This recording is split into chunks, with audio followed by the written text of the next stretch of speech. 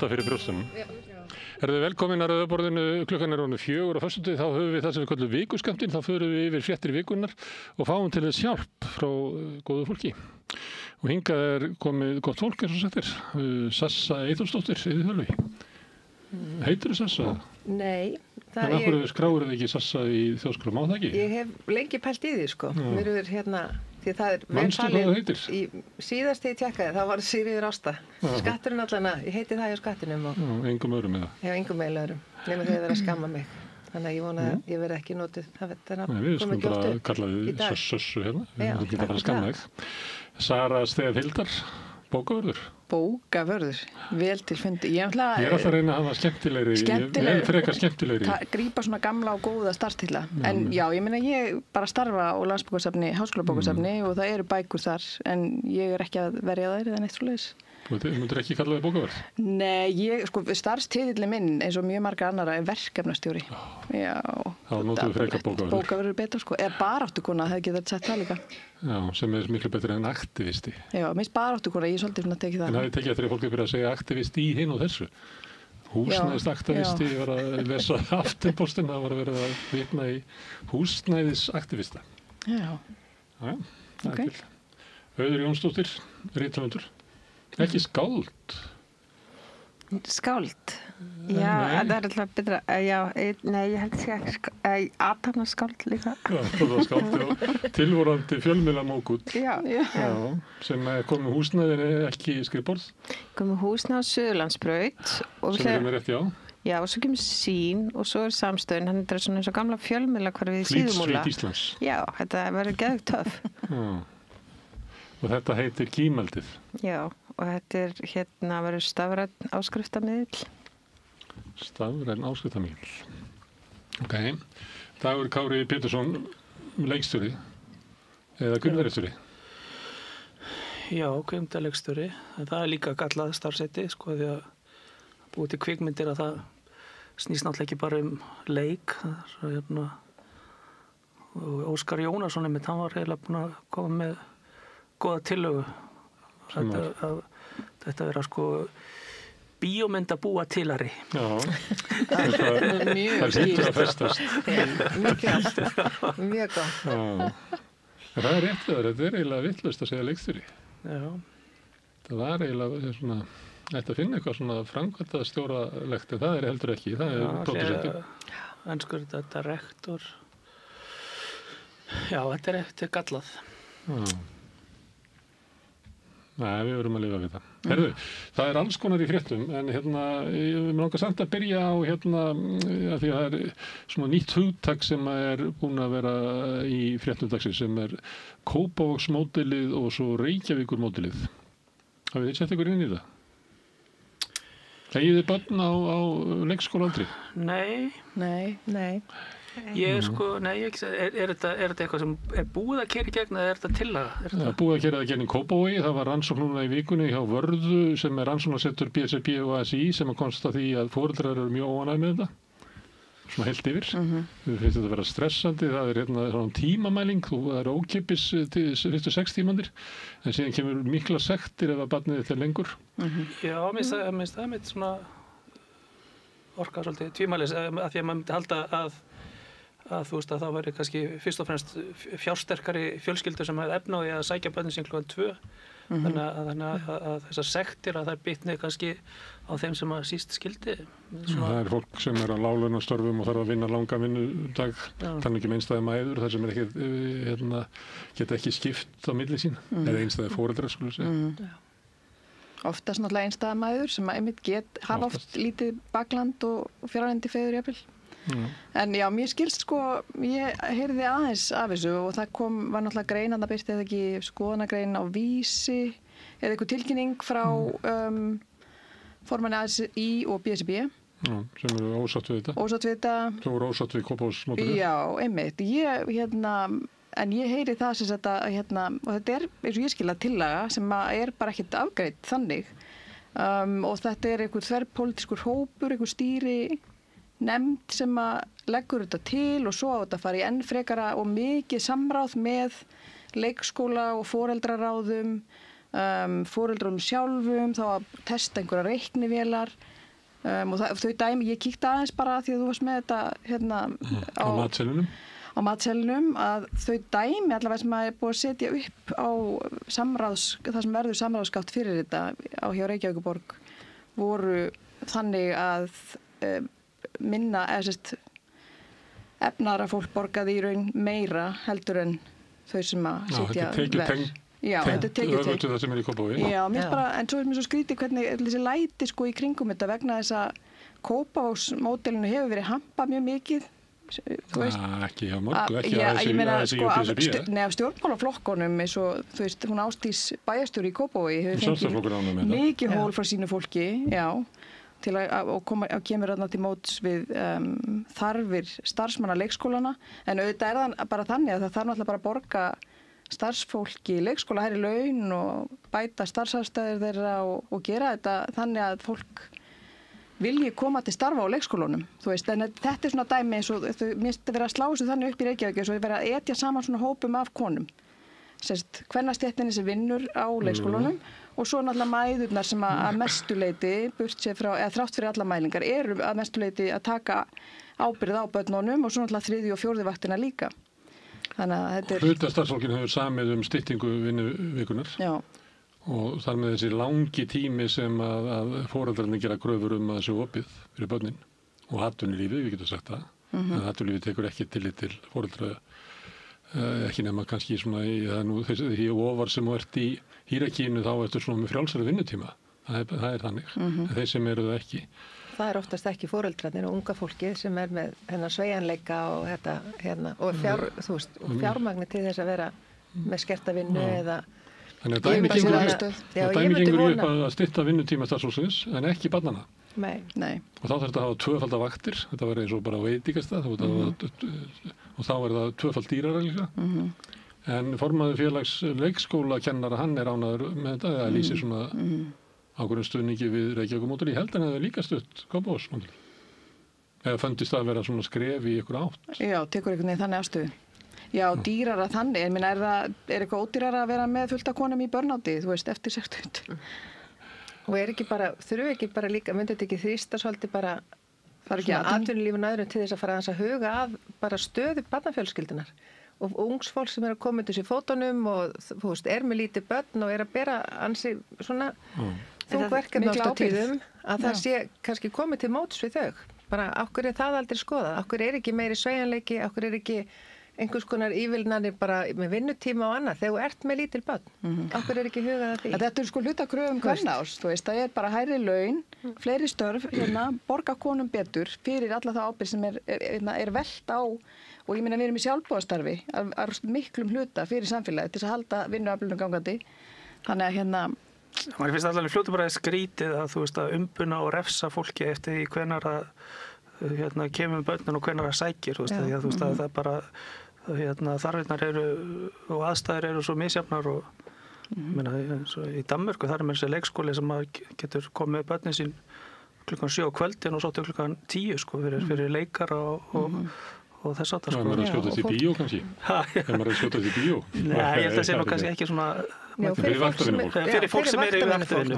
En kerfið er svo oft miðað við bara stofnanir. Þetta er líka bara einmitt leikskóli sem miðar við leikara eða miðar við að fólk sé alls konar og við erum í samfélagi þar sem bara er bara rosalega margir sem eru einhleypir eða einstæðir og einstæðir foreldrar og þetta er líka bara, það er orðið rosalega erfitt bara að ætla að lifa á meðaltekjum með einar tekjur og með heimil og börn.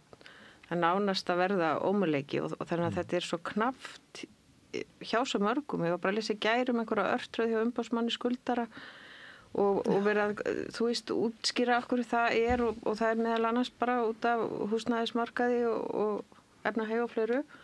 Þannig að þetta er svona að miða ekki, að þú veist, kerfin sem er að miðuð við fólki sem vantar bara svo átakanlega. En þetta er raunverulegt vandamál, það er sko eins og það hefur verið, að þá hefur þetta verið kert af ofmikilli vinnu starfsfólksins og á lágum launum og það vill hafa styttri vinnudag. Þá lendir sveitarfélagið í vanda að til þess að halda óbreyttum opnunartíma að þá þurftum við að ráða kannski svona 30% fleiri til þess að taka þá seinni vaktina og endurskipuleggja allt saman og sveitarfélagið segir nei, við höfum ekki gert því, þannig við verðum að minnka opnunartíman í trausti þess að það sé þetta knýja atvinnulífi til þess að taka tilliti til að sumir af starfsfólkinu, að sumta starfsfólkinu eigi börn eða. En ég held að atvinnulífi mun ekkert gera það eða svokall atvinnulíf. Það mun seint gera það því meður. Ég kannast ekki við það á stemmingu hjá fyrirtækjum. Bara ekki hjá okkur sem samfélag. Þú veist, við erum svolítið svona, við erum orðin svo sjálfmiðuð, finnst mér, að það svona gleymist stundum bara að við þurfum að hjálpast aðeins að og, þú veist, ég er nýorðin amma með svona nýtt hlutverk og er að horfa í kringum mig. Sko, ömmur og afar er ekki sömu þáttakendur og þú getur sótt börnin. Ég myndi elska að gera það alla daga. Annars kemur bara sekt. Ekki við. En það eru alls konar svona þættir í samfélagsgerðin okkar sem hafa breyst bara svo mikið. Það er rosalega mikið ungu fólk í dag sem er eitt að alveg börnin sín. Það er ekki með þorpið með sér, það er ekki með ömmu og afa, það er ekki með gullu frænku og það er ekki með þennan svona stuðning sem að bara kannski foreldrar mínir höfðu eða hvað það þeirra foreldrar sem var svona stærra net í kringum ungt fólk. Þau eru svolítið ein með þetta. Amma og afi eru, þú veist, á tenni eða í gólnámskeiði eða upp á fjöllum eða einhverju, þú veist, þannig að það er líka breytt samfélagsgerð sem að gerir þetta ennþá þyngra fyrir ungt fólk. Að þau eru ekki með svona þetta sammenn allt saman. Ragnar Baldursson sem er mikill Kínasérfræðingur kemur reglulega til minn og ræðir Kína og eitt af því sem hann var að segja mig frá núna í vikunni er að kínverski kommunistaflokkurinn hann hefur átt að segja á því að þegar fólk flytur úr sveit í borg þá verður fjölskyldan eftir og þorpið eftir þannig að fólk hefur miklu minni tengslanett í borginni og það er mjög kínversk menning byggð upp á fjölskyldunni og fjölskyldastuðningur en ef að fólk er í þessari stöðu og jáfnvel einstæði foreldrar sem oftast eru mæður að þá verður við að búa til kerfi sem að mætir þeim sem þannig að þá verður hið opinbera að koma fram með stuðningi sem fjölskyldan veitti áður og að sumuleyti höfum við ekki alveg tekið þess ákvörðu sko.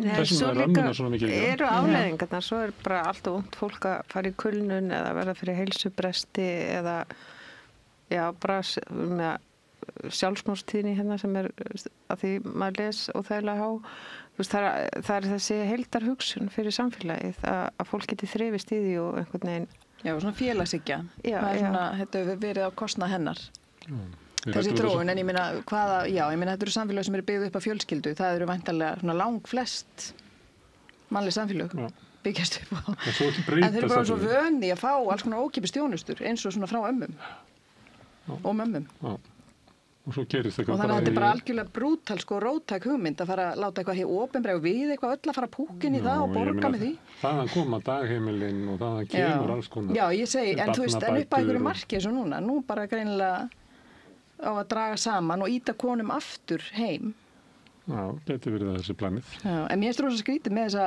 þessa frétt því ég horfði á Kastljós í gærkvöldi þetta Reykjavíkurmódel og þá er svo stilt upp einmitt eins og þetta sé bara, er Reykjavíkurborg að falla í sama pitt og Kópavogur og það er ekki þannig, þetta er tillaga ennþá, þetta er ekki En hvað er ólíkt við tillöguna? Við þekkjum nú svona samráð frá stjórnvöldum sem að stundum nú bara yfirvarp og leikaraskapar. Það til dæmis, það sem er ólíkt það verið að tala þessa daga sem eru svona standa út af á dagatalinu, vetrarfríin eins og í grunnskólum, jólafrí, páskafríin, þessir dagar og annað slíkt. Það sjá fyrir eitthvað þegar fólk getur skráð sig fyrir því til þess að þá vita þau hversu mikið mannafla þau þurfa á dögunum. Af hverju til dæmis er ekki í kjarasamningum vetrarfrí? Þú veist, þú átt börn, þá færðu vetrarfrí. Nákvæmlega. Mér finnst það mjög einföld lausn. Þegar þú átt börn upp að 18 ára eða 16 ára aldrei eða eitthvað, þá færð þú vetrarfrí líkt á börnin þín. Þú þurfur ekki að taka, skilur, þú veist, það er margt svo einfalt að gera til að gera þetta einfaldara, sko. Þetta ítundur stéttaskiptingu því að þeir sem eru svona betur settir á vinnumarkaði, þeir taka sér bara frí. Já, þeir gera það. En þeir sem eru þannig niðri, þeir bara fá ekki frí. Þau börn fara til tenni og skíðaferðir og annað slíkt, en önnur börn, þú veist, eru á þvælast á milli. Við rættum þetta svolítið fyrir svona árið síðan. Það var ekki þá sem að foreldrarnir voru í ráðhúsinu og réttar Reykjavíkurborg börnin. Já, mjög flottur gjörningur. Það stemma ekki reyðilega. Þannig að þú lofaðir að taka við barninu mínu. Já, þetta var mjög flott. Og þá vorum við að ræða þetta og þá vorum við að reyna að komast að þessu hvernig það væri annars staðar. Og meðal annars var eitthvað sem sagði að í Svíþjóð verið þannig að ef maður er foreldri, þá getur maður bara tilkynnt atvinnurekendunum að ég ætla að vera í 70% vinnu til 7 ára aldurs held ég. Það komin svona sveigjanleiki að sko, því að ef við getum sofið og svo þurfum við að vinna og svo þurfum við að eiga eitthvað svona félagslíf og endurnæra okkur og svo koma börn inn í þetta og ef að vinnan gefur ekki eftir að þá gefur kannski félagslífið eftir eða sem við þurfum þá til svona endurnæringar á sjálfum okkur eða svefnin, það vitið allir sem hafa eignast börn að þau taka eitthvað af þessu og þá það spurningin af þessu þrennu sem svona félagslífið og endurnæring, svefnin og vinnan, ef ekki að minnka vinna helst að þessu.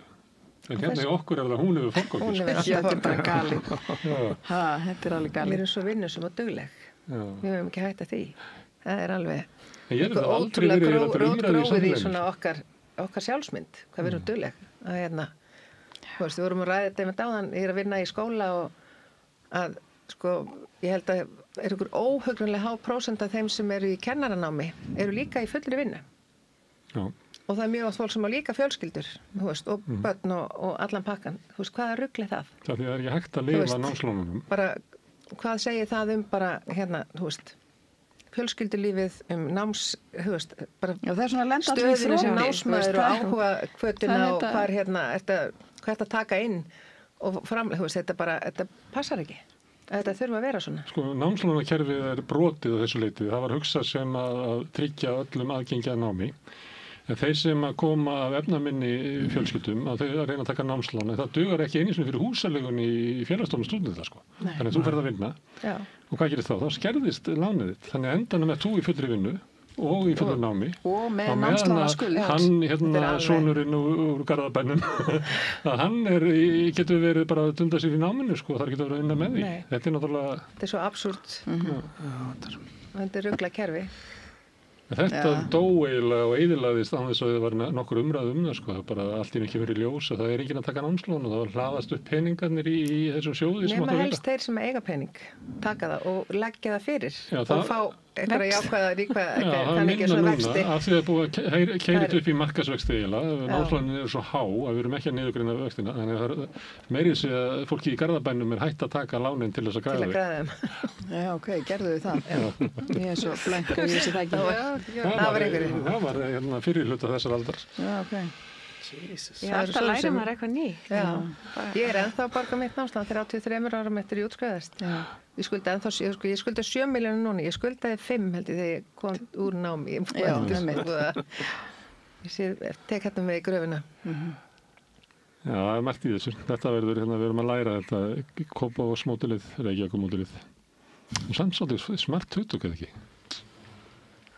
Ólafur Ragnar var alltaf að leita í Íslands módelinu í hinn og þessu, gæti verið orkumál, gæti verið svona vímuefnavarnir. Það náttúrulega, við erum náttúrulega með íslenska módelið fyrir ungt fólk og forvarnir gegn vímuefnum sem við masteruðum þetta algjörlega og fórum að kenna þetta allan heim. Svo klúðruðum við því að því við vorum svo stolt og vorum svo ánægð með okkur, þetta gekk svo vel, við vorum búin að minnka svo unglingadrykkjuna. Allir bara fóru að sofa og hættu að fylgjast með og hættu að passa på börnin helgar og svona. Og við erum komin bara með gríðarlega aukning í unglingadrykki og öðru aftur. Við erum aftur að fara að byrja aðeins að vakna. Og stuðningu við þá krakka sem í vanda út af vímuefnaneyslu eða eiga við geðræn vandamál að stríða. Það var ekkert sérlega gott í okkur en við eyðilögum það sem við áttum þó. Já. Og núna eru biðræðir, umbóðsmaður barna að segja að biðræðir barna eftir heilbrigðisþjónustu væri orðin óheyrilega löng. Sérstaklega þetta svona greiningavinnu, það bara 4 til 5 ár til dæmis, geðheilsumissu barna.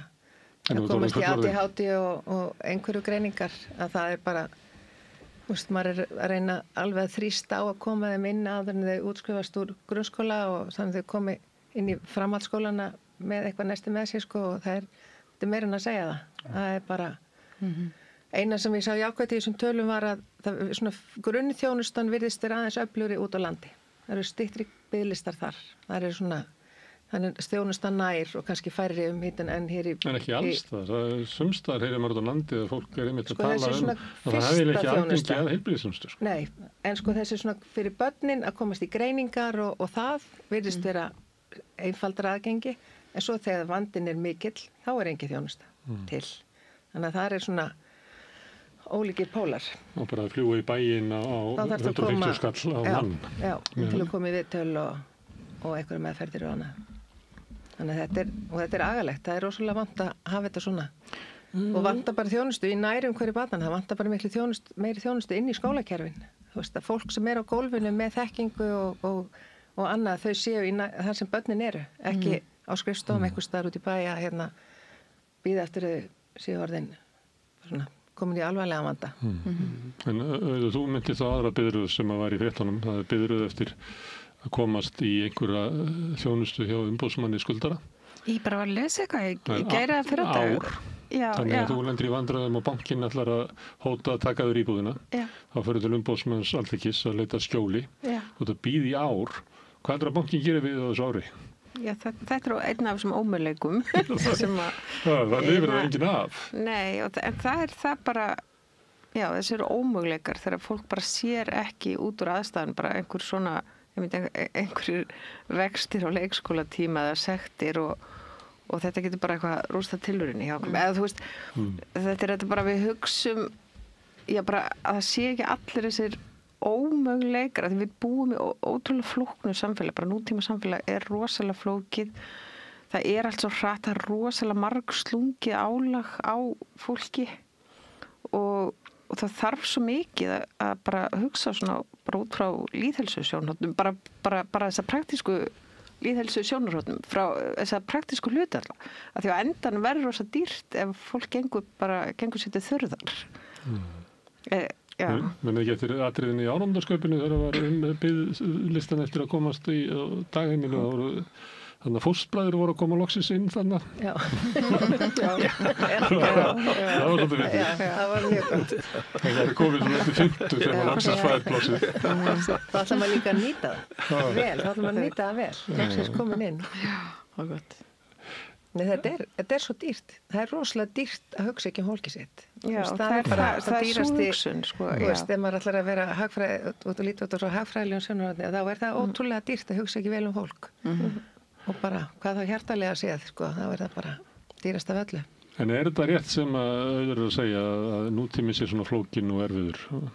Höfðu það ekki bara fínt og var þetta miklu erfiður að vera einhvers staðar í einhverju grafin og í jörðina í einhverjum torfbæ? Að ég tækniblind. Það takin í myndinni að ég tækniblind, þannig allt aðeins erfiðara fyrir mig. Heldur það myndi liða betur í svona reisi í Heiðabæ? Ef ég væri bara heilsuhraust, já, að búið eitthvað á Stokkseyri og verið gift einhvern sætum sjóara og ég bara eitthvað verið búið í mat og ég held að það veri bara fínt, sko. Já, það er enda eitt sem að bæti lífið alltaf ef maður giftur sætu sjóa. Það held ég að sé. Gott fyrir sáluna. Það getur verið í gegnum hvað sem maður sæta sjóara, sko. Já, ég veit ekki, sko. Ég meina, þetta svolítið góð spurning að það. Þú veist, væri við betur sett einhvers staðar annars staðar? Eitt sem ég skil samt ekki, að ég held við eigum líka bara öll svona sameiginlegt í þessum samfélögum ég meina, það engin ekkert okkar á tíma. Þú veist, það eiginlega einu svona resursin sem búið að taka frá öllum. Samt eigum að vera að gera allt, sko. Veist, vera í vinnunni, vera með fjölskyldunni, vera í námi eitthvað, ná sig ykkur af diplómur og gráður, fá hærri lög, þú veist. En í raun á engin, sko, tíma. Það bara búið að taka hann alveg að því að, sko, atvinnulífið og fleiri svona stóra vélar, það bara taka sér vald yfir þessu. En það ekki svo langt síðan, kynslóð foreldra þinna, að það fólk tók svona ákvörðun það að ég get ekki gert allt saman. Þannig ég ætla ekki til dæmis að vera að afla peninga til þess að vera í svona fínum fötum og þannig ég ætla bara að gangi ykkur gömlu fötum og ég ætla ekki að fara til rakarans og ég ætla bara að hafna sumu þessu sem að segja ég eigi að gera. En það eins og fólk hafi tímt þessu möguleika er það ekki bara fyrst og fremst, þú veist, bara húsnæðisverðið, þú veist, þessar kynslóður þar gáttu bara keypt sér fína íbúð og þær höfðu fyrsta mála á dagskrá, þær höfðu bara húsaskjóli eða eitthvað. Já, þú veist, það er engin efni á að eiga heimili lengur, þú veist, og þú veist, maður hefur ekki efni á að yfirgefa húsnæði sitt í 3 mánuði til þess að ferðast eða þú veist. Það var einmitt í þessari grein umboðsmannsskuldara að það er hækkandi hlutfallslega fleiri og fleiri sem eiga fasteign sem að koma ángað. Áður var þetta held ég meira borga leigumarkaðan. Já, það er þessi umbreyttu lán sem tókst á föstu vöxtum, svo dugar það í 3 ár og allt í einu sko fjármagnskostnaður komin í 500.000 sem að var 210.000. Já. Það er fólki sem að koma núna til umboðsmanns. Það er alveg klikkað kerfi, sko. Já, ég meina, þú veist, það er bara, þú veist, meira en allar ráðstöfunartekjurnar fara, þú veist, oft í leigu, þú veist, það er bara einhver, eins og þú segir, bara einhver ómöguleiki, þú veist. En af hverju svona mikið af vondum kerfum? Já. Það hefur byggð upp til þess að þjóna öðrum með almenningi, til dæmis leigukerfi til þess að þjóna þeir sem eiga húsnæðið. Ég held að þetta sé vegna þess að það er bara að lágmarki bara verið að nota svona 50% brain power. Það eru bara kallar sem að teiknaði upp þessi kerfi og settu í gang, takk Framsóknarflokkurinn fyrir námslánakerfið, eða ekki? Já. Ætlar að segja að kvótakerfið sé búið til að köllum? Nei. En sko ég ætla að segja það er ekki galin kenning hjá mér. Það er 50% brain power og það bara er allt í steik og niður á Gaza er bara verið að sýna drápsvélar sem eru notaðar annars staðar seinna. Þú veist bara, flestar fasteignir eru keyptar af fjárfestum eða fólki sem er bara fjárfesta. Það er náttúrulega bara að búa til eitthvað vildavörstur úr þessu sem á að vera svona grunnstóð. Og það er þannig. Og já, þá er þetta braskmarkaður, húsnæðismarkaður. Svo er líka bara búið að normalisera svona þrælahald, þú veist, að fólk er bara með manneskju í kjallaranum hjá sér í bílskúnum sem borgar lánin. Þetta er bara nútíma þrælahald. Þetta er bara vont kerfi, þetta er ekki góð kerfi. Og það voru dæmi, ég held að það komið með þess að fram svona saga af ungum manni sem að tók námslán þegar það voru á lægri vöxtum, keypti húsnæði, setti það í leigu, lét leigjendum að borga það og þegar hann kom út úr náminu sem að foreldrarnir höfðu borgað framfærslan sem gegn það átt hann íbúð rak leigjendunar í burtu. Skuldlaust eitthvað, já. Skuldlaust og hún hefði hækkað mikið og hann stórgræddi að fara í En það var líka, það voru þessar áhugaverðu tölur sko, hversu hátt hlutfalla fyrirfram greiddum arfi var efnaðasta fólki sem var bara að kaupa húsnæði handa börnunum sínum. Og það er náttúrulega myndast rosalega mikið ójafnvægi. Það er engin vandi að koma í veg fyrir þetta til dæmis að það er bara hægt að þessu veðhlutfall má ekki vera meira en tiltekið mikið. Þú getur bara haft þú megir ekki taka verður eiginlega bara staðgreiða íbúðina ef þú ert að kaupa aðra íbúð eða þriðju íbúð. Það er hægt að gera alls konar svona bremsur. Það er bara engin vilji til þess. Nei, af því þetta er bara búið að normalisera að þetta sé ok, þú veist. Þannig að minnst að bæði búið að normalisera eitthvað svona brask eins og það sé bara eitthvað náttúrulögmál sem engin ræði við og svo normalisera það að þú eigi bara að vera, þú veist, fáðu bara leigjanda. Keyptu þér eign með eitthvað svona auka og láttu þau svo borga.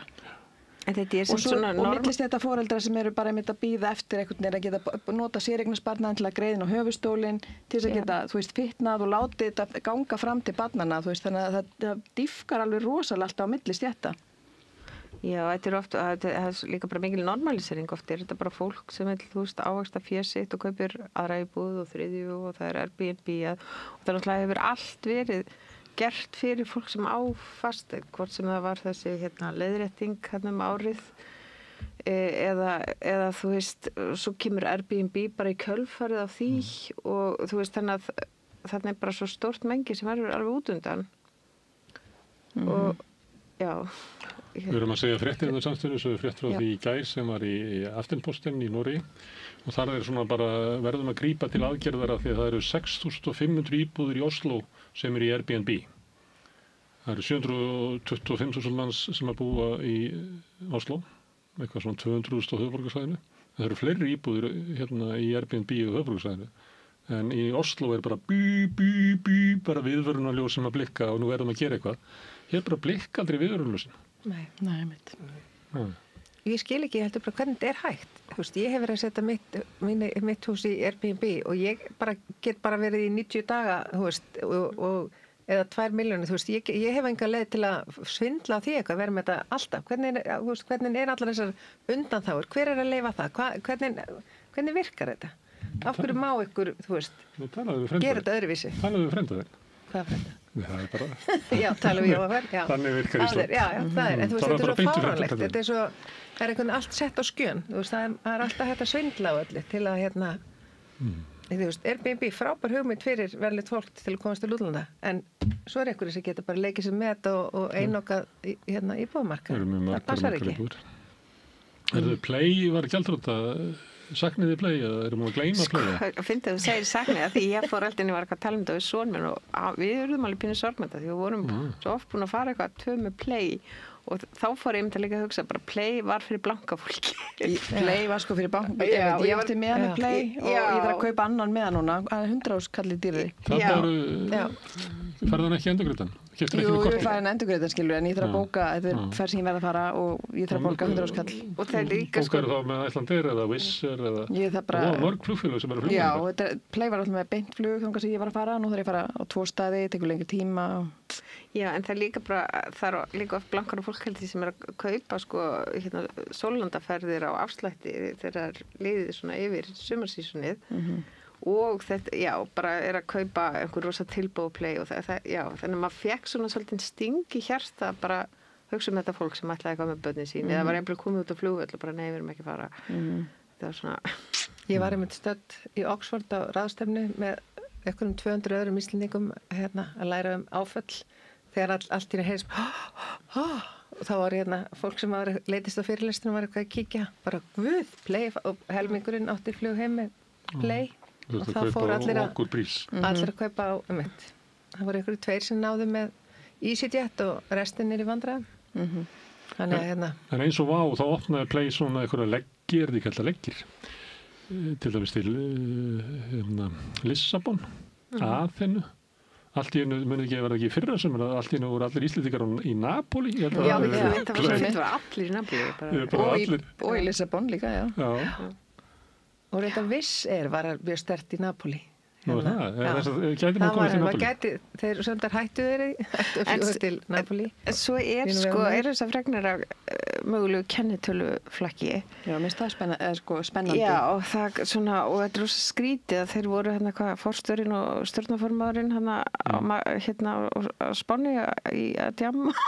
Þegar þetta bara á sunnudegin þegar þeir hringja og segja bara við erum búnir, þetta er búið þetta er allt svona pínu erki íslensk sko, að lesa fréttirnar af þessu og svo líka þetta sé verið að færa þetta yfir til Möltu eins og sé verið bara að losa sig við skuldirnar sem maður er að lesa núna í fréttum að það er svona útleggingin á þessu eða svona eins og í skilina og byrja þá með skuldlaust félag þar á Möltu Þetta er sko, þeir sem að keyptu skuldabréf sem þeir gáðu út 2,3 milljarða þeir eru búin að leysa til sín þetta félag á Möltu Já, ok, tókst það það var tryggingin það var eitthvað trygging ég veit ekki hvort eigendur það verður þessi tilfærsla væntanlega alltaf bjarga sem peningum til Möltu það fylgdi veð í þessu dóti þegar það var gefinu það því að það hefði engi keypt þessu skuldabréf nema hafa eitthvað tryggt veð því að félagi var eiginlega bara á hausinn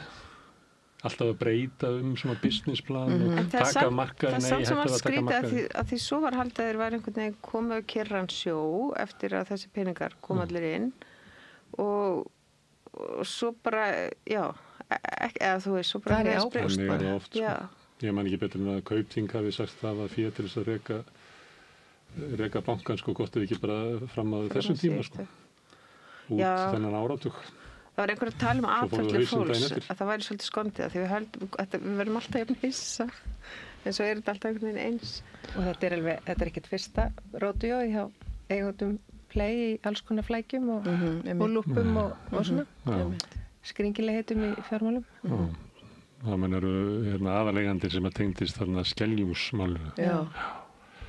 Notaði þú Playið?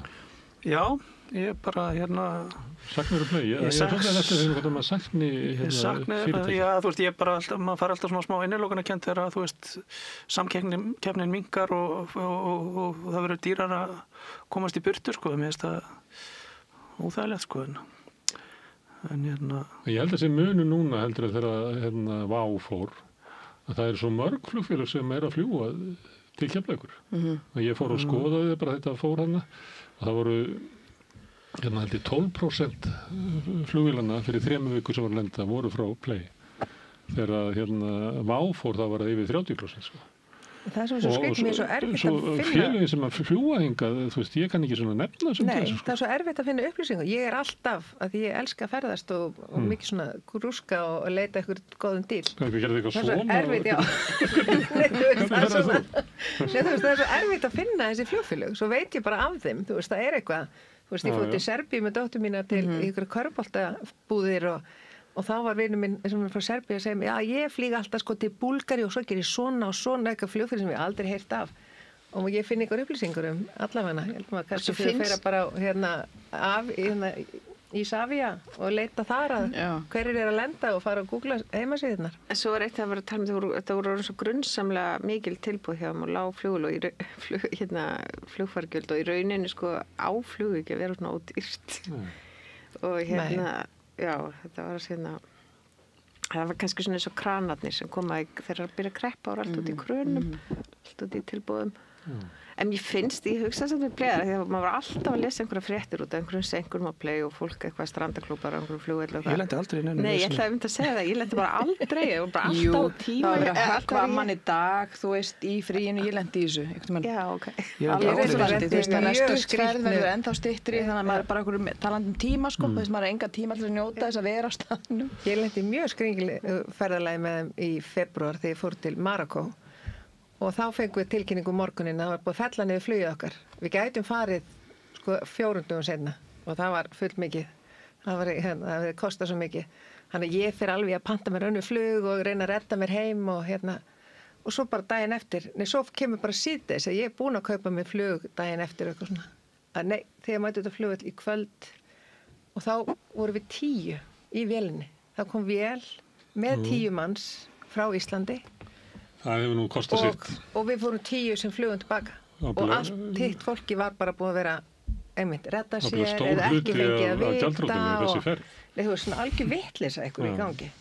Mér finnst það líka eitthvað bara að liggja í nafnagiftina á þessum flugfélögum að þau sé ekki komin til þess að vera. Þú veist, Wow er og Play er. Þú veist, það er ekki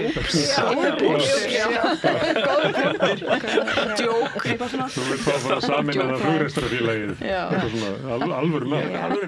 Eða svona þessi gisp.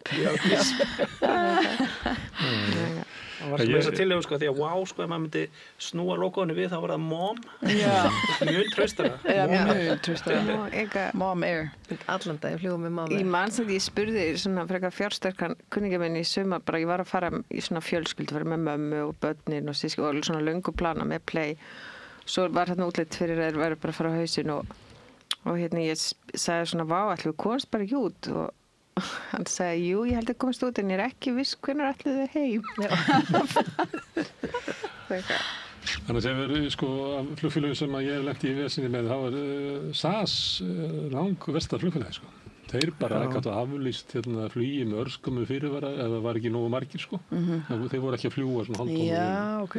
Og einhvern tíma var ég sendur á eitthvað svo furðulegt svona country hotel í Oslo. Já, ég lendi líka í því með SAS. Með SAS? Bara stræka ferðir eða ekki full vél. Já, ok. Svo var eiginlega svo sena bara í bíómynd sko. Ég fyrir eftir þig. Og svo er versta sem að SAS gerði eins og niður þá átti ég erindi á Svalbarða og þeir týndu töskunni.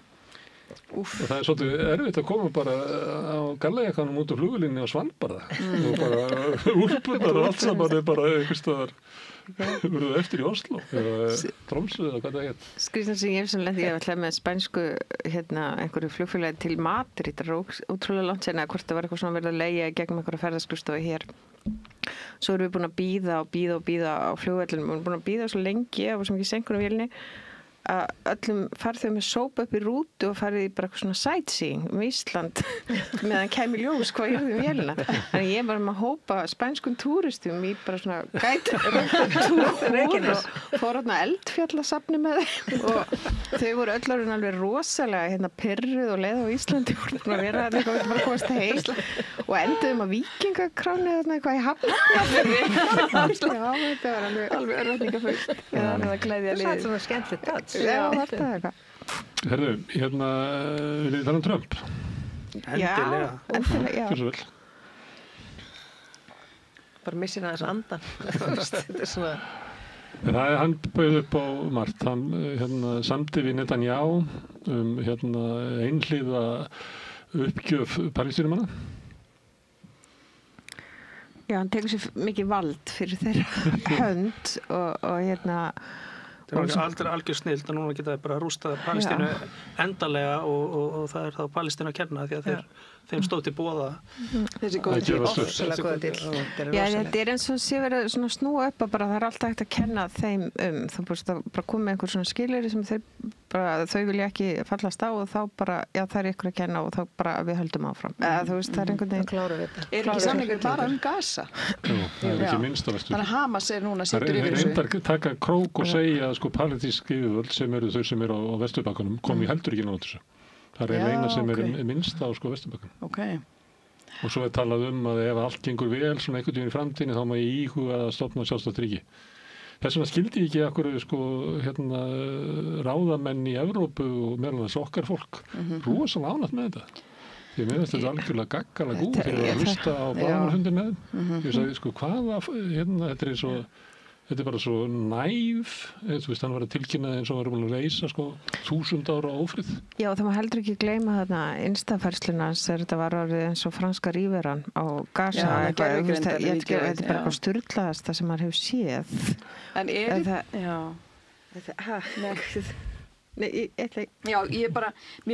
þetta gerir mann alveg bara brjálaða en þetta er eitthvað svona stigveldi bara á einhverjum styrum það sem bullíinn bara ræður öllum að því mér varst eiginlega áhugaverðasti punktur sem ég heyrði svona í vikunni var þarna með varnarsamningin við Ísland og þessi ótti, þú veist, það er ekki verið að tala um einhver svona fjölþætta ógn eða eitthvað fjölþátta ógn Já. Þannig að þú veist, er þetta undirliggjandi ástæða þess að bara Þorgerður Katrín og fleiri var ekki Guterres líka, þú veist, sem bara klappa fyrir hann var bara komin strax og var að hvetja palestínumenn að ganga að þessu Já, það er eitthvað rosalegur ótti að undir að þetta er svo mikil búlíismi, þú veist, það var ekki að kötta bara á Bandaríkin En að því svo eru líka þessi drónar sem að fljúa núna eitthvað stað, þú veist sem er verið að kenna rússunum sem er svo skrítið vondkenning, þetta er ekki rússar þetta er svo skrítið að þetta er bara alhæft næst í mörgum fjölmiðlum sem er ekki bara í eigu þeirra sem að stýra þessu þetta er bara svo skrítið og mann hugsa hvernig meikar þetta selv, bara myndi ekki fara eitthvað til Finnland eða þú veist, akkur Danmörk eða þetta er allt svo undarlegt og Svíþjóð, Malmö, Svíþjóð og eitthvað svona það sást til dróna þar já En okkar utanríkisráðherra, hann var einn fyrirsögn sem að koma, við varum að skoða loftvarnaáætlanir fyrir Ísland og ég sagði, er þetta ekki aðeins svo fljótt að, hvað heitir það svona eskalera já, svona jump on conclusion við erum farin að tala að setja við loftvarnakerfi finnst ykkur náttúrulega á því, óttist þið innrás Rússa til Íslands?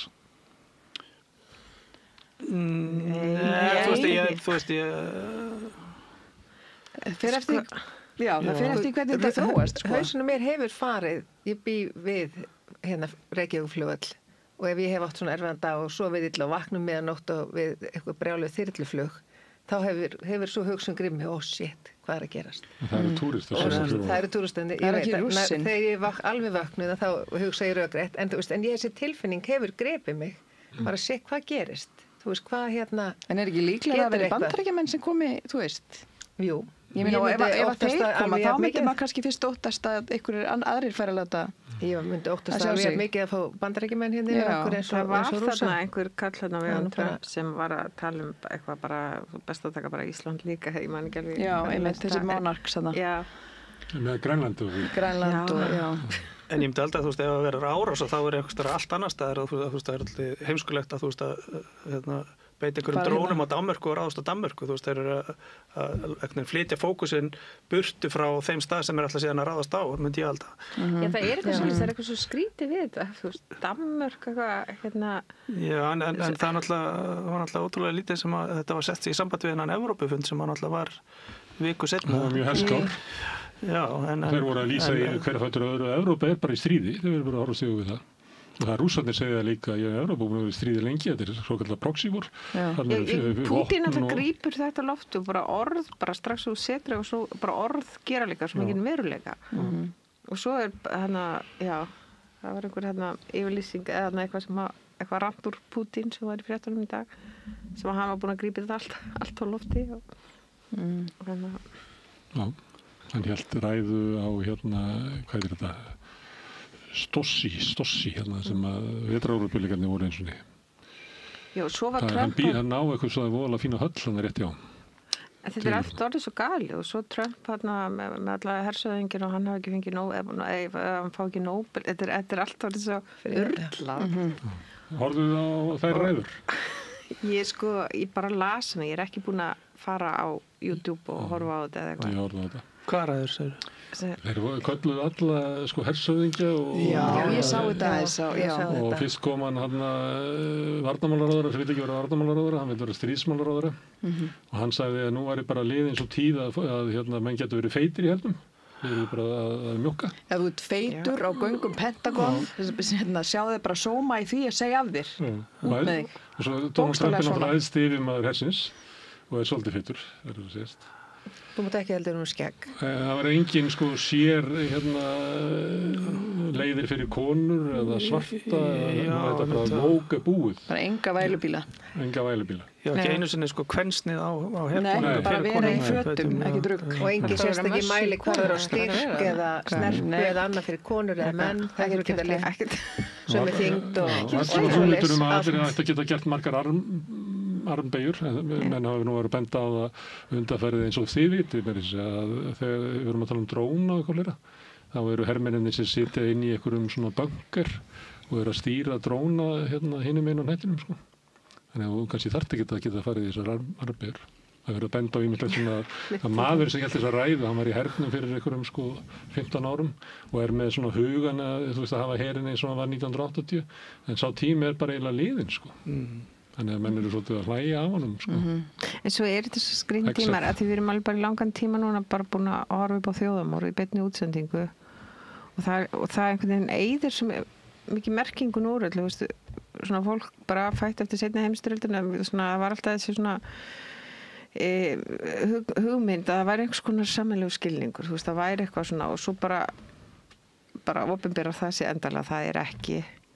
Þannig að því leiturum til þetta líka svo skrýtnir tímar. Það svona eins og bara allt sé einhverju, öll viðmið, allt einhvern veginn.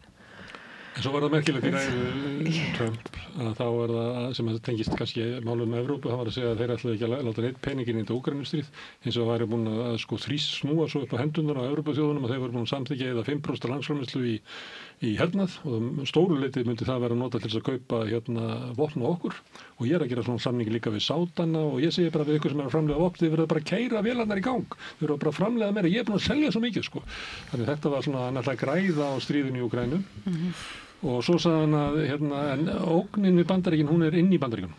Þannig að nú verðum við að snúa hernum að því að fást við ógnin að innan og við verðum að nota borgi Bandaríkina sem æfingavettvang fyrir herinn til þess að eiga við þessa nýju ógn sem við erum í stríði við. Þetta bara vandamáli með alltaf þess að kalla að þetta eru bindindismenn, þeir hafa ekki tekið hugvíkandi efni, þeir bara koma þeim einhvers þar í Hvalfjörðum og bara láta það taka gott sveppatripp og það myndi sjá þetta aðeins í stærra samhengi. Trump náttúrulega bindindismennur og Putin líka, þetta er stórt vandamál. Þeir eru bindindismenn, þetta vissi ég ekki heldur. Ef þú ætlar að vera kóngurinn í ríki drukkina eins og í Rússland þar sem allir kallanir eru fullir, þá borgar sig fyrir edrú. Þetta nýr vingil. Muna þetta. En Netanyahu, drekkur hann? Ég veit ekki. Hvað, þú veit? Nei, ég veit ekki. Þú veist að Trump væri... Já, hann alltaf við margsagt, hann hefur aldrei bragðað áfengi en ég held að En hann búin að vera í rosalega mörgum partíum. Já. Bróðir hans drakk illa og fór illa. Já. Alltaf sér ekki tengt því. En þú varst að ráðstöfnu svona áföll, heldur að Trump voruð fyrir ykkur áfalli? Það var mjög oft vísað í það. Það var margir miklir bara mikið uppeldan svo mjög ábeldisfullt af hendi föðurs og fjarlægð og svona afskiptalaus og niðurlægður mikið og svona. Það var einhver bók. Það sé svona það hans stóra trauma. Það var einhver bók sem ég frétt af sem var að þeir hefðu kemlegan bakgrunn Stalin, Hitler og Trump. sem þá rosalega degrandi móðir og rosalega harður faðir. Já. Og nóg af öllu, en nema ást og athygli og kærleika og þessu sem við þurfum all mest á að halda. Það var mjög oft vísað í hann og í ástandið í Bandaríkjunum og hvað það væri svona. En hefurðu trú á því að svona eitt gott sveppatripp geti hjálpað honum? Það var líka mikið talað það. Það var mjög merkilegt á þessum ráðstöfum. Það var bara, sko, það voru mikið af skeðlæknum og sálfræðingum og alls konar, mjög mikið talað óhefbundnar lækningar og bara talað það alveg á sama plani og allt annað sem við hefum normaliserað í dag og það var alveg stórkostið að hlusta á það.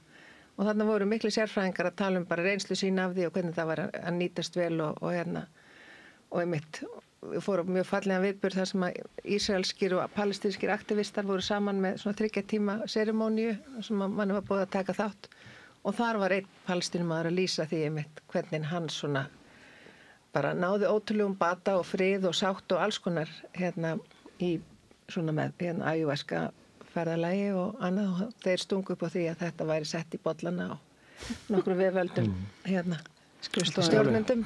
Sko.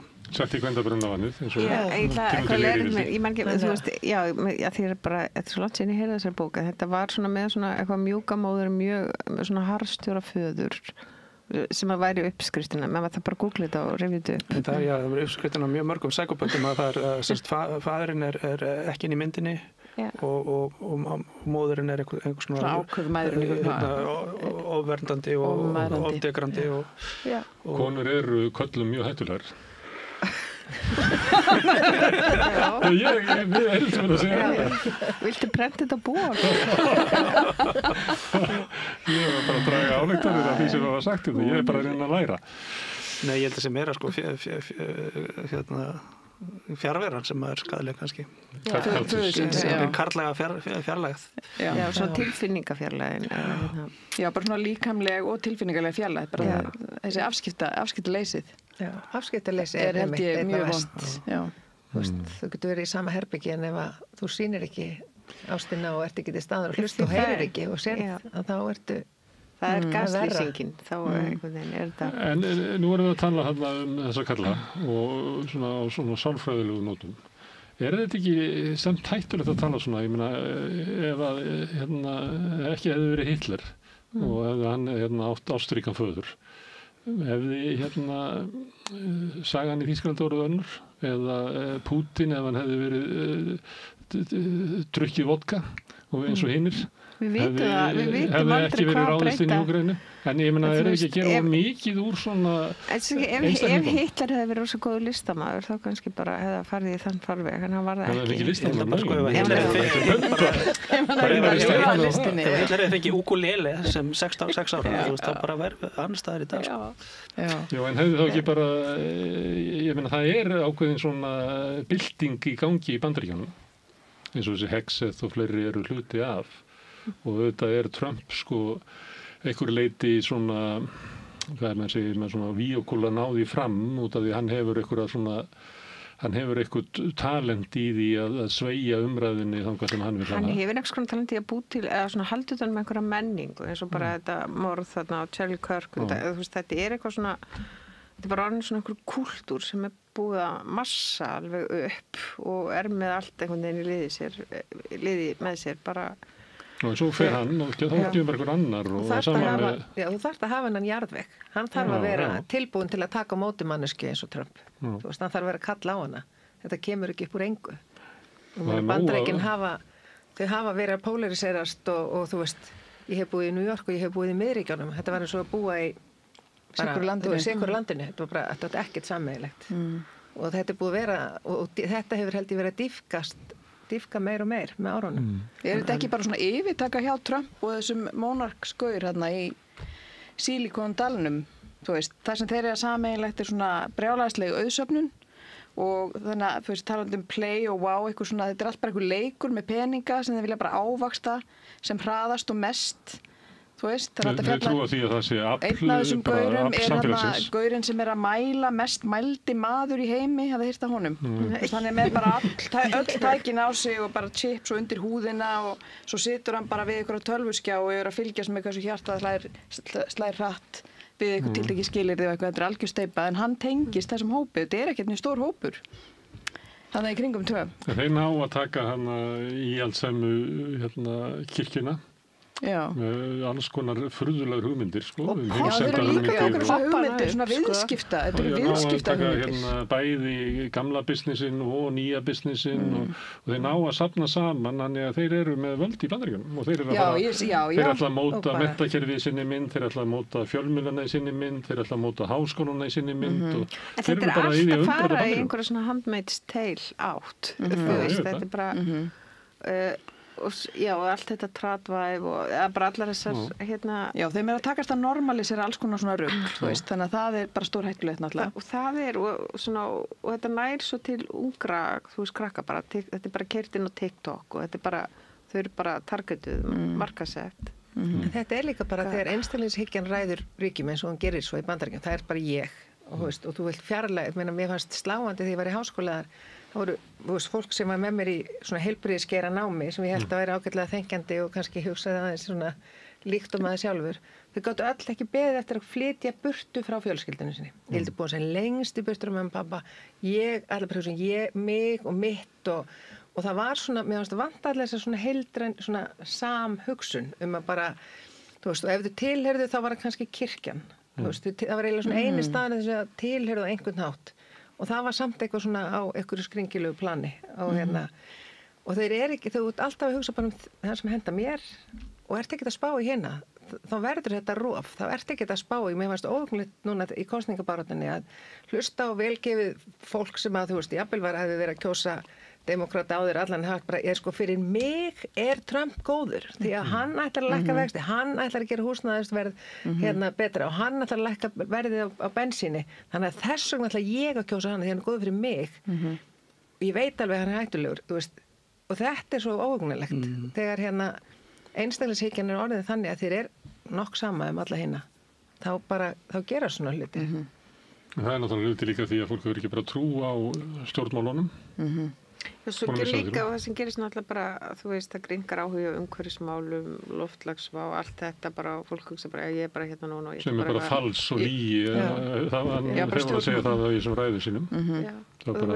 hóks En það sem gerist líka bara þegar, þú veist, kreppur á hvað sem dalinn eða skóin, ég er svo gömlega, ég bara kreppur það líka, mér finnst líka áhugavert hvernig svona eins og að ég var að tala um tíman áðan, ég fælti svona hugdettu núna, en þú veist, allir þessi sjálfvirknivæðing og tala um 4. iðnbyltinguna og fleira, þú veist, það sem að, það er svona líka leggst saman við þetta, hversu lítinn tíma við höfum, þú veist, þegar við erum farin að vinna vinnuna og borga fyrir hlutina, þú veist, og dáleit hérna með þessu apparati sem er alveg rosalegt, að þá hérna verður náttúrulega bara svona eitthvað niðurbrot, sko, og þú veist, og fólk fer að hugsa, maður heyri þetta alveg líka, ég slekk bara, sko, ég slekk bara og er ekki að, þú veist, að ég ætla bara að njóta.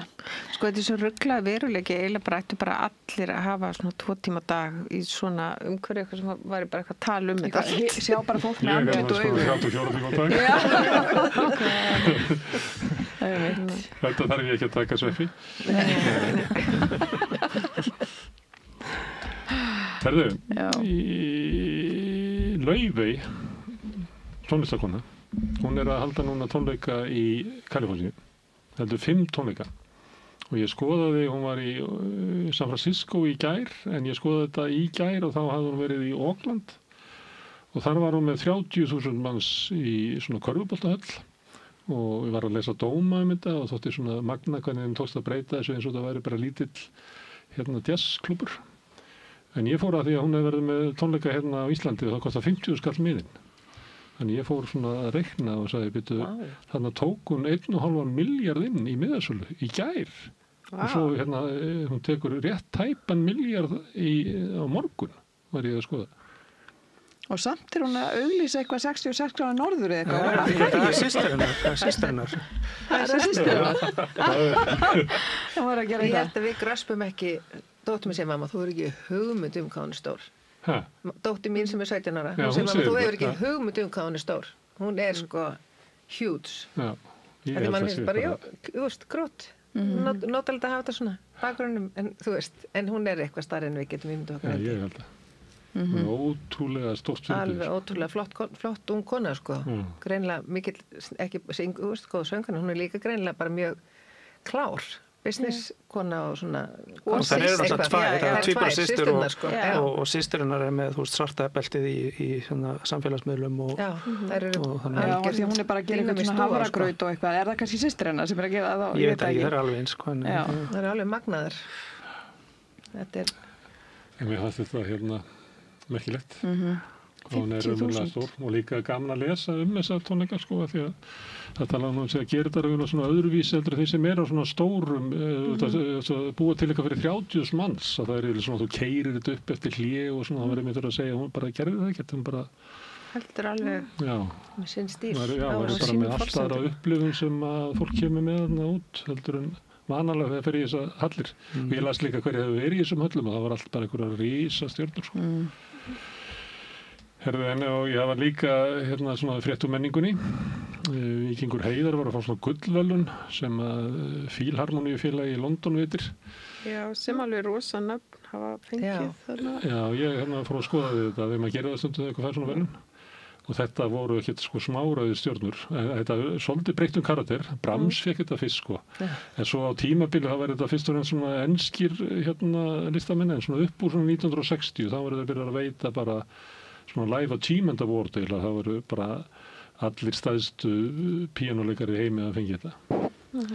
En sá sem var næst, Víkingur bara 41 árs, en sá sem var næst yngstur fekk þetta 60 ára. Og ég sagði hvernig horfir þetta fólk eiginlega á Víking Heiðar? Þeir eru að horfa á hann eitthvað bara sem eitthvað stórkostlegt fenómen í píanóleik. En ég held að við gerum það ekki svo mikið. Nei, ég farið að tónleika með honum sko eins og í Berlín og svona bara var allt sturlað. Það er svo stór stjarna Ég er ekki með það þroska eira að ég kunna, þú veist, ég sé færi að meta hæfileika. Herðu, Auður, tókst þú þátt í samtali rithöfunda Íslands við Einar Stefán Einar? Einhverju leyti sko, ég bara þegar ég las þetta bara flýtti mér. Varstu á listanum? Ég var á listanum, ég held ég að vera í 9. sæti og og svo bara, þú veist, ég svo einhverfa, ég byrjaði bara strax að segja bara hvað vantar 2 bækur en ég setti eitthvað svona status bara leiðrétt að þetta og mér þess að var svo djörf sko, eða ekki djörf, bara eitthvað einhverfa ég fór inn og mér þess að þráðina svo bara vantar þarna 2 bækur og þá kom einhverju, þetta eru bara bækur eftir 2000 og ég var samt að gleyma samt þarna aðrar, var bara í þessu einhvern veginn. En svo fór ég eitthvað að hugsa það var bara eitthvað hlaupum á milli funda og drita eitthvað á síman minn, þú veist, að því fór að pæla eitthvað alltaf mikið í þessu í svona 1 dag, en svona loka niðurstaðan í þessu bara kannski að við svona gerum ákveðna kröfur til fjölmiðla. Það eru svona ákveðin vinnubrögð sem er svona einhver almenn hugmynd að þurfi að praktisera þar og það er sko þegar fjölmiðli staðna því að hafa borið vitlausar upplýsingar á borð þá yfirleitt er svona lenskan að það er bara leiðrétt.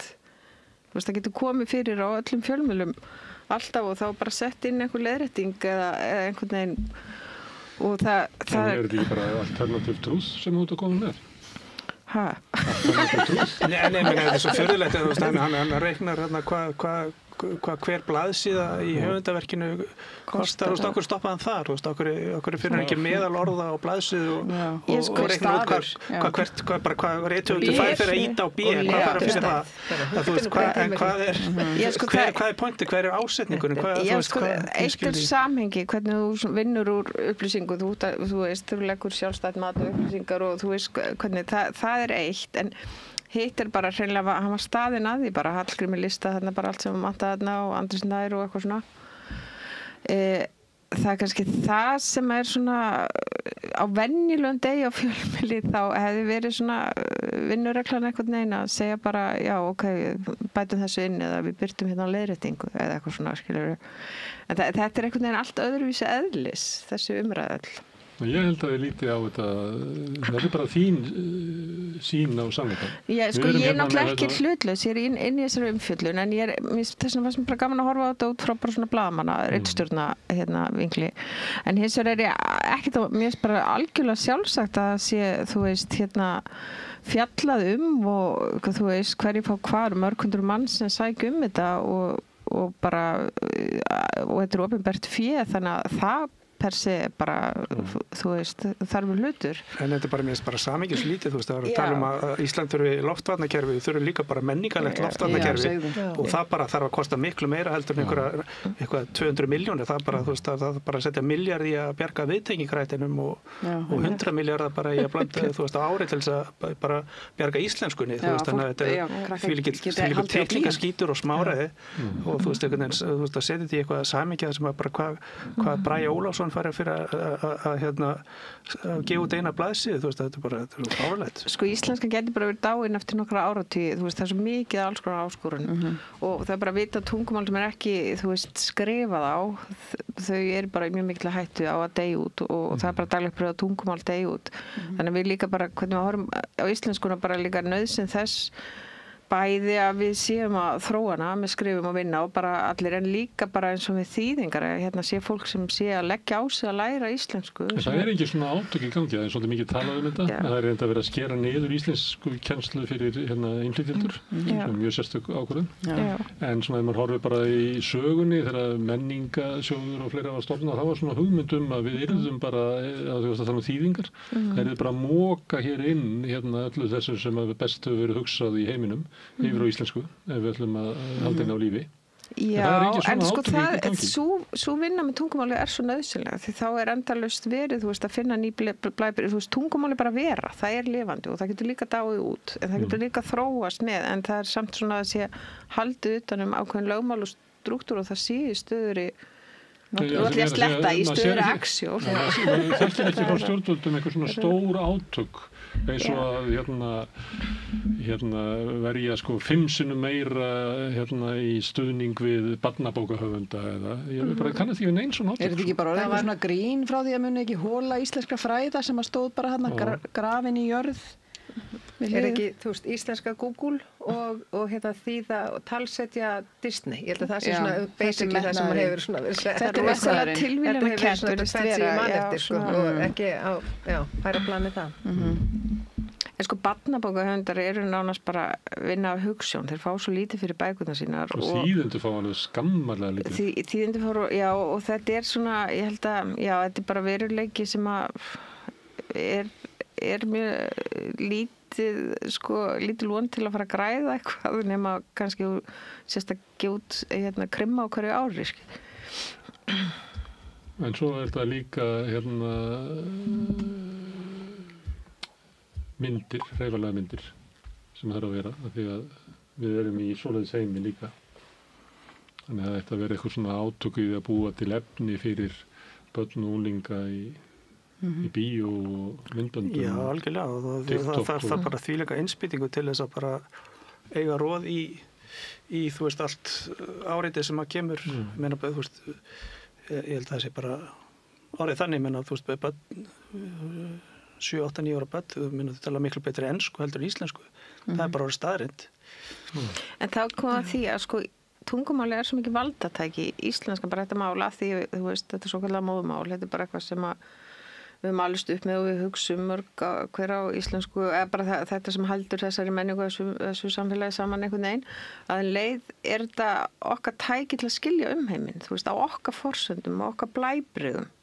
Þú veist, sem er svo mikið bara í þessu sem heitir móðumál. Þess vegna er því að skipta þessu máli að þýða mikið yfir á íslensku. Já. Ég held að það sé ekki þannig að við lesum bara íslenska og íslensku, svo bara lesum við hitt á ensku. Ég held að það sé algjörlega fyrir þetta að það var enskan ekkert sérlega gott mál. Nei, og svo líka þú verður að halda málunum aðskildum og þú veist, tala bara hvert mál vel út af fyrir sig en ekki þetta grautist einhvern veginn allt. Ég held líka til þess að Ástralía hafi verið mjög klókið þessu sko, það er náttúrulega að tala ensku og sá bara fram á bara bandarísk menning myndi valta yfir þeirra identitet, þannig að þeir bara settu alveg gigantíska peninga í að búa, þú veist, bara skákuðu öllu sem kom frá Ameríku með samsvarandi þætti eða dagskrálið sápópuri sem var, þú veist, þeirra eigin.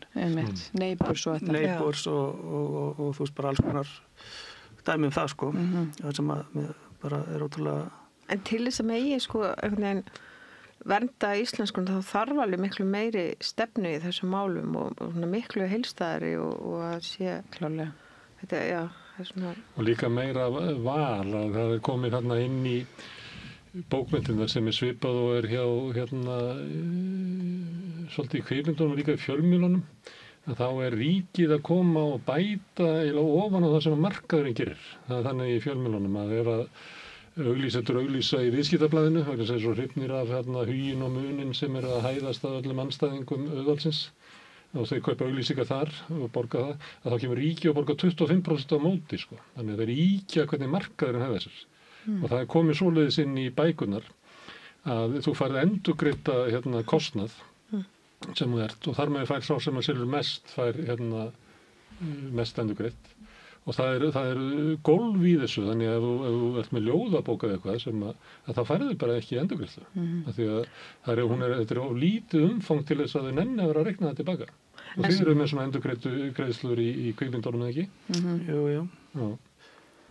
Það er ekki búið að vera samt að skera Að því ég nefndi sko menningarsjóð, þá er eiginlega fengið ákvörðun að okkur vantar þetta og þetta og þetta og þá er svona eins og kjarkur til þess að sko íta undir það sem við þurfum raunverulega að halda. En það er eins og við mist þennan kjark og við erum bara farin að íta undir það hvernig markaðurinn gengur frá þessu.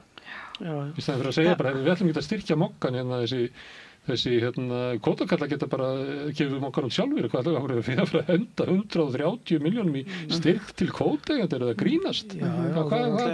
Skekkur í þessum sem þú veist bara kvikmyndagerana, þú veist að Kristoffer Nolan kemur hérna og fær 900 milljónir endurgreiddar á meðan kvikmyndasjóður er í algjöru lamasessi og þetta er svona Mér finnst þetta að vera svona kjarkleysi Er það því að Kristoffer Nolan er svo góð landkynning eða þú veist því að maður spyr sig? Ég er rosalega samlega því að þetta þarf alveg að taka miklu svona ákveðnari ákvarðanir þarna, af því við erum líka tímaþröng ef við erum að tala um tungumálið. Af því þú veist þetta við erum í tíma. Við erum nánast fallin á tíma. Já, einmitt. Tekum til það. Það er margt sem að núna er ég svona bara eitthvað dellu, fór að skoða svona ljóð og það til víða svona góðir svona bankar og ég voru að hugsa, af hverju erum við ekki bara búin að safna saman öllum ljóðum sem hafa verið gerð á Íslandi í einn banka, þannig að það er bara svona aðgengilegt bara eins og tímarit.is. Þarna er þú með viðskiptahugmynd. Viðskiptahugmynd? Ljóðabankin?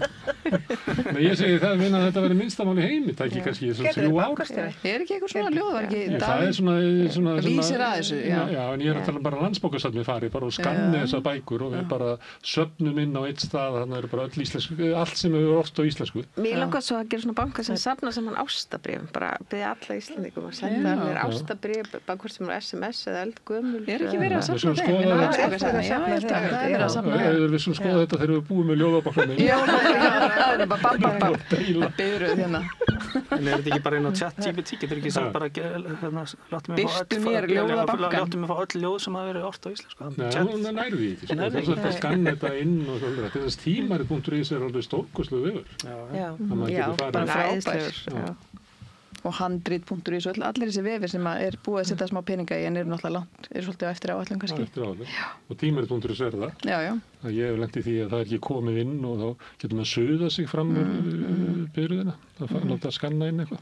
En það er sumt sem það ekki komið inn þá sem maður er að leita.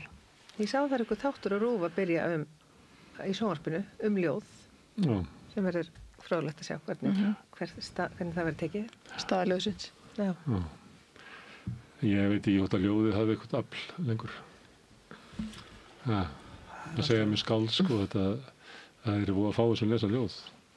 Ég er ekki sko þeir bara sagt það er bara gert á annan hátt. Minna allir þessir mikið af röppurum og öðrum sem eru að flytja sín ljóð á annan máta. Það er fullt af góðu stöffi til það. Já, og það er líka, ég held að það sé meira svona fólk sem hafa eitthvað að skrifa einhverja þykka skáldsögur eins og ég sem er í útrýmingarhættu sko, því fólk vill lesa styttri texta núna og svona fá, hefur minni tíma, vill bara fá þetta að gera. Sendum við bara SMS.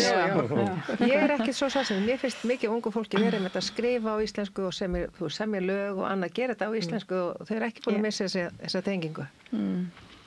En það er líka þú veist með bara svo ofmettun og Já, þú veist að maður sagði alveg fyrir sig að kemur bara eitthvað svona afturhvarf í, og þú veist, gervigreind sem er endalaust að búa til einhver myndskeið sem er ótrúlega raunverulega samt óraunverulega og sálalaus að fólk leiti bara í eitthvað sem er óumvéfengjanlega, þú veist, bara mannlegt og ljóðin geti alveg komið sterkir en það held ég. Nei, ég meina, allar 17 ára stelpur eru með bara Nokia myndavél eða einhverjar hérna en þarftu þá ekki að borga 50 skall fyrir það? Filmu helst. Já, það er eitthvað sem er svona raunverulegt. Það þarftu að borga svo mikið fyrir það mögulega. Já. En það er svolítið, þú veist, það þykir þannig að ungu fólki í kringum mig finnst mjög töff að vera með bara filmumyndavél eða mestalagi með svona litlum disk og þú veist, búið að grafa upp alla gamla myndavélar á heimilinu og vera að nota þær í staðan fyrir síman og svona. Þannig að það er eitthvað afturhvarf til þessa raunveruleika.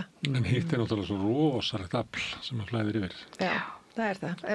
Ég veit að ég er alltaf pínu bjartsýn á ungt fólk. Ég umgengst alla daga og það er alltaf miklu meiri hlutin sem er algjörlega stórkostlegur og betur gefinn og hérna heldur en við vorum heldur nokkuð. Þannig þau munum bara redda íslensmæl.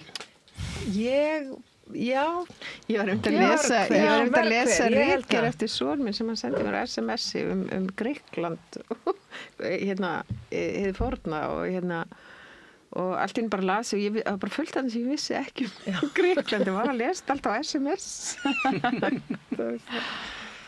Já, en það er hérna, íslenska geti horfið, það geti orðið heimsstyrjöld. Geti fórheimskun Trump og félaga geti lagst yfir. Það er bakslag í kvennabaráttunni. Þeir eru reknar á baku eldavélina. Við myndum blóstra náttúrulega í heimi Trump. En trúið þið að við séum í svona, eða stundu verið að tala sko svona viðspyrnu eða stundu talað í sambandi við Bandaríkin að hljóta verið eitthvað sem getur hljóta að stoppa þetta. Ég hef verið að hugsa þetta svona undanfarna daga og að því að það er svo ótrúlegt að hlusta á þess að kalla að tala og ég hugsa að það er ekki fræðilegu möguleiki að fólk láta þetta yfir sig ganga sko. Það er komið og langt í svona kvennabaráttu og eitthvað fleira að það er bara dream on þessari menn. Þannig eru öflið svo stjórnlausum veldisvexti einhvern veginn að það getur alveg náð því bara að það sé ekki hægt einhvern veginn að stoppa þetta og maður hittir einhverja vinni sína frá Bandaríkjunum sem við segja bara að kemur borgarastyrjöld eða þú veist maður veit, þetta er bara svo skrítið allt. Kemur ekki bara svona neokommunismi, það verður bara algjört hrun og svo er það bara gervigreindin sem tekur yfir og bara skammtur okkur, bara hvað við megum kaupa mikið og hvað við megum fljúga mikið og hérna hvað, þú veist, matvæli mega ferðast langt og til þess að bara halda hérna plánetunni í jafnvægi sko. Við treystum gervigreindinni fyrir mennskunni. Það var í einhverju ríkisstjórn og það var einn ráðherra. Þú veist, sko, tekur sko hún verður sko klárari en við og náttúrulega okkar veikleiki er græðgin og gervigreindin sko balansera það út og bara býr til svona skömmtunarkerfi og bara nú ertu búin að kaupa 2 gallabúsur á þessu ári, þú bara kaupir ekki fleiri gallabúsur og þú ert búin að fljúga einu sinni til Tenerife og þú veist það er bara that's it og þessi appelsína, það má ekki flytja hana frá Afríku til Íslands, þú veist þau voru bara að borða eitthvað annað. Þessu fáum bara öll bjart framöndan bara. Þetta er svo bjart framöndan. Þetta er komið vegna þess að það var einhver ríkisstjórn sem núna bara manni ekki landið að þá er sem sagt einn ráðherrann er gervigreind og það er sá sem að sér sem sagt opinber innkaup og það er búin svo mikil spilling að þeir ákváðu að hafa gervigreind sem ætti að sjá opinber innkaup til þess að losna við spillingu. Alveg rétt, ég man það er ekki í Bútan. Er það ekki? Það er allt eitthvað svo ótrúlega. Slóvakía. Það er eitthvað staðar í gömlu Júgóslavíu. Var það ekki? Þetta var Slóvakía eða Slóvenía. Ok. Þannig að þessi veru þín er að koma. Já, ég held að þessi eina sem getur bjargað okkur sko. En það sem ég er eiginlega að spyrja er þau svona bjartsýn? Þú talar soninn og þú talar dótturðina og haldið að börnin ykkar eigi eftir að búa í betri heimi heldur en við fengum? Þetta er enda svo hrikalega dramatísk spurning. Hérna, þú veist, maður þorir ekki alveg einu svona hugsa þetta alveg til enda. og maður hefur heldur ekki hugmyndaflug. Ég brjálaðist einu svona til pappa minn, hann var líffræðingur og náttúrufræðingur og var alltaf á ráðstöfnum í útlöndum náttúrumál og loftslagsvá og allt þetta. Svo var ég nýbúin að eignast son minn og var bara eitthvað að hlusta á einhverja frétt í útvarpinu sem var að tala allt er bara búið eftir 100 ár og við vorum að fara í mat til pappa og hann var eitthvað að reka eftir okkur að koma og ég fór bara í husturíukast eitthvað með nýfætt barn í fanginu og bara hvað er þetta bara allt búið þegar hann verður og hann gamall maður og svona pappa bara já vissirðu þetta ekki og svo var hann bara það hefur ekkert upp á sig að eyðileggja sósuna líka eitthvað þú veist svona það er eitthvað já þannig að þetta er kannski einhvern veginn þetta er eitthvað sem maður næri ekki utanum. Eiginlega nær maður ekki utanum neitt sem við erum búin að tala hérna. Að því þú veist, þetta er allt eitthvað svo nema kannski hérna Kópavogsmódelið og Play.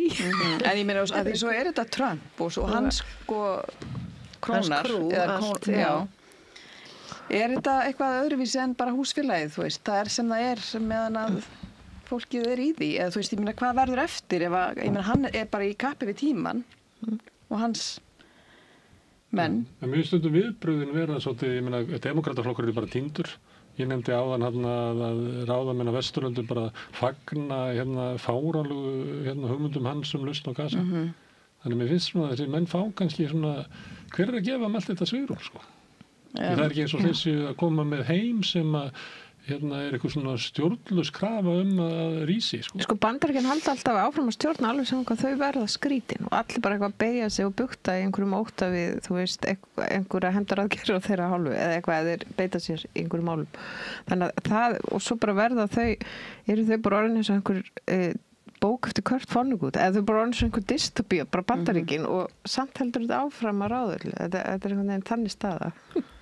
Þetta er bara þjóðfélag sem að byggjast á því að fólk sé veikt og hrætt, þú veist, það er bara líf og vopn, sko. Þetta er bara svona búlísmi. Það er bara búið að vera þannig samfélag svo ofbúslega lengi. Það er bara búið að ganga svo út af ala og ótta, gagvart einhverjum og einhverju. Þú ert alltaf einhvern veginn í því steiti þegar þú ert í Bandaríkjunum. Já, vinkonum mín bandarísk sagði þetta til dæmis að þetta hefur í rótin alltaf verið þarna, núna bara er þetta bara að koma fram og færa þetta yfir á miklu fleiri svið. Þetta er alveg það er tíma út í heiminum en við náum ekki að leysa öll þessi vandamál. Gef okkur tímyndir við veist bara eitt sem þeir sögðu á þessari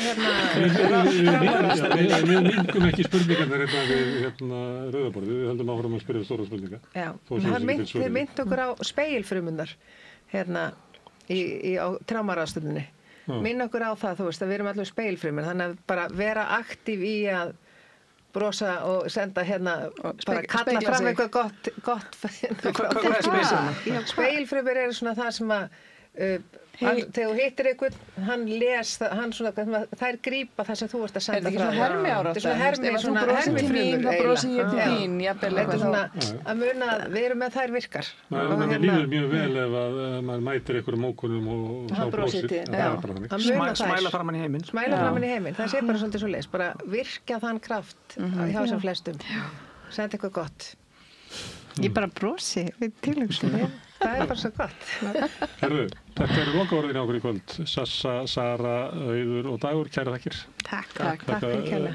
Laufey Líndal fyrir að taka upp og senda út, en ykkur þakka ég með sem hafi verið að hlusta eða horfa og breytt þessum samtölu okkar í fjölmiðlun. Minni á að þið hafi byggt upp dreifikerfi bara með því að segja vinum á vandaminu frá efni sem þið sjáuð hér og heyrið og ykkur líkar. Þá finnur fólk efnið okkar á Facebook, á YouTube, við erum í öllum hlaðvarsveitum, við erum í útvarpinu 89,1 á FM á stórhöfuðborgarsvæðinu, það má líka sækja þar útvarpssendingar á spilarann, spilaran.is er á netinu og svo er spilaran líka app sem má hlaða niður í síman og hlusta á samstöðun og allar íslenskar útvarpsstöðvar hvað sem er í heiminum.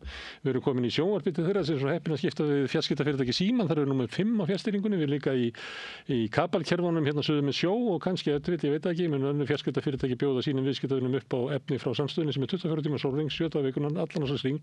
samfélagsumræðu við þetta rauða borð og í öðrum þáttum samstöðunar. Það sem drífur samstöðun áfram með sá hluti áhorfenda og áheyrenda sem hafa gerst áskrifendur, það fólk sem lítur svo á að samstöð sem mikilvægur þáttur í lýðræðislegu samfélagi og hefur kosið að verða bakhjarlar samstöðunar. Þú getur slegið því þannig með að fara inn á samstöðun.is, það hnappi sem ástandur áskrift. Það getur skráðu fyrir grunnáskriftinn sem 2.750 krónur sem mér, þetta sé hlægilegt verð með við það efni sem við búum hérna til. Þú mátt borga meira þú vilt og ef þú kýst þá getur látið áskriftina renna sér félagsgjöldin í alþýðufélagið og það alþýðufélagið sem á og rekur samstöðuna. En þetta er orðið gott hjá okkur í kvöld og sko góður helgar hérna í fyrramáli klukkan 9 verður helgispjall og þá ræði ég við Kristínu Gunnlaugsdóttur myndlistamann. En takk fyrir í dag.